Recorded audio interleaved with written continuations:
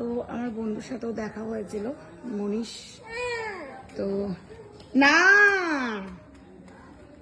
মনীষের সাথে দেখা হলো। তো সেই একসাথে পড়াশোনা, আমাদের কুয়েটি স্কুল ছিল, ছেলে মেয়ে সব একসাথে, আমাদের আলাদাই বন্ধুত্ব ছিল। সত্যি কথা, আমাদের বন্ধুত্বর মানে মানে কি বলবো, তুলনা ছিল না। মানে এত সুন্দর একটা বন্ধুত্ব আমাদের ছিল।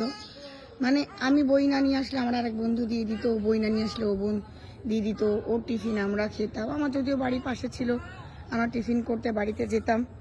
তো পাশেই আমার এইখানে আর এক পাশেও আমার এক বান্ধবীর বাড়ি ছিল, প্রায় সময় ওর বাড়িতে গিয়েই টিফিন টাইমটা ওর বাড়িতে গিয়ে খাওয়া দাওয়া হতো।